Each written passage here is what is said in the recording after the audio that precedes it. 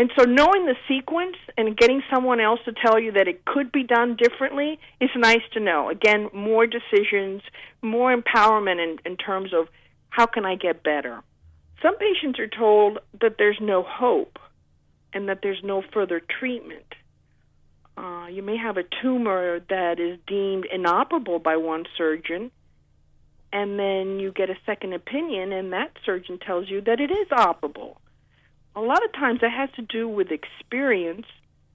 You know, the second opinion physician may have a vast experience with a difficult-to-reach tumor and may not see it as inoperable as another doctor that perhaps is not as familiar with a difficult-to-reach tumor.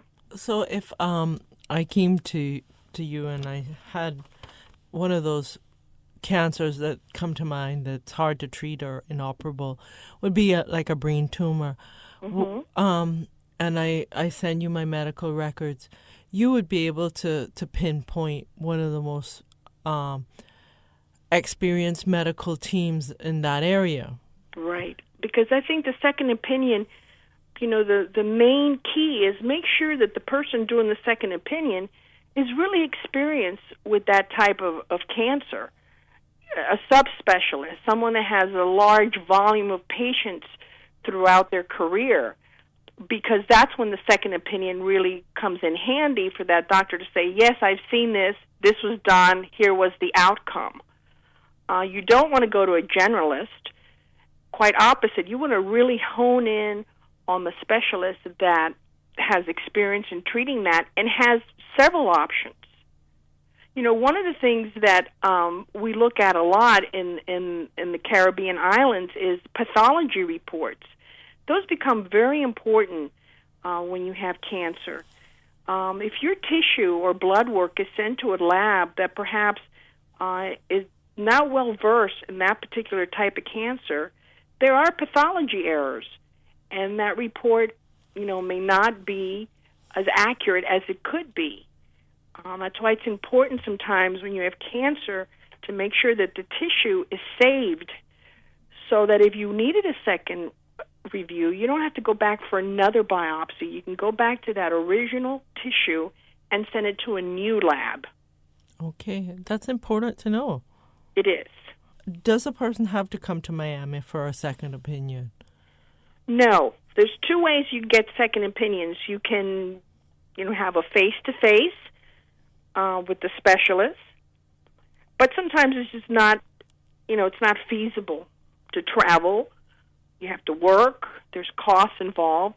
And so what we do is we gather the medical records, whether it's your surgery, your notes from your doctor, your lab work, your imaging, and we give that to the appropriate specialist, who then renders a written opinion as to what they think is going on and the best course of treatment. And it's nice to have that and to be able to then discuss it with your doctor back home.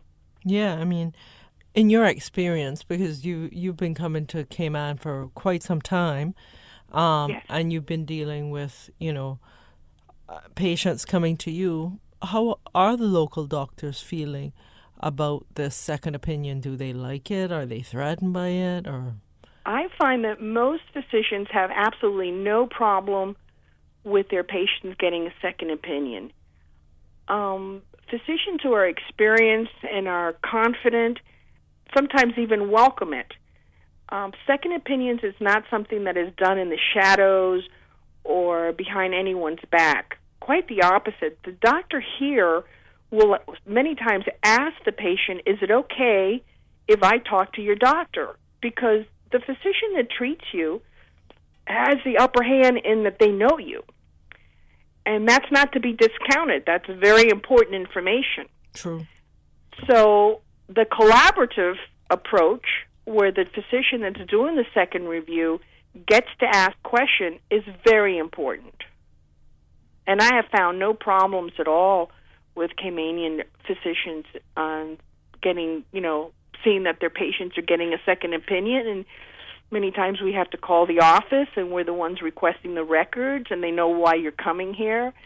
So no issue whatsoever. So there's a cost factor. I mean, even if I don't fly up to Miami to get the second opinion, there must be a cost factor because you've had to gather the information, send the information. Right. It typically, if you're going to come in person, then the cost is just what the office visit would cost. Right. Okay. If it's a medical review, it typically can cost anywhere from $150 to $500. And the degree of variance in that has to do with time. If it's a very complex case, so there's a lot of records to read, it's going to be a little more. The average person pays about $250 for a medical review for a cancer case. I don't think that's too much to spend. Not for peace of mind. No. Not at all. No. Even $500. And does insurance cover it, or are they don't? Most insurance, that have high-end policies, absolutely cover it. They see the value of getting a review that is saying, we're on the right track with this treatment, or did you forget this, or what about that? It's just another feature in developing a good treatment plan. So many insurances not only pay for it, but they're the ones that call us.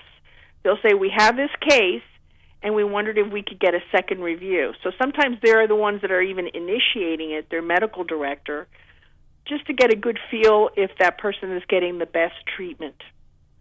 Yeah, I mean, I think I don't care for insurance companies too much. I'll be quite honest with you. I don't think anybody does, but I think they're the top now end of the insurance companies starting to see that preventative care and maintenance of their customers is far better than having to dole out hundreds and hundreds. Oh, absolutely.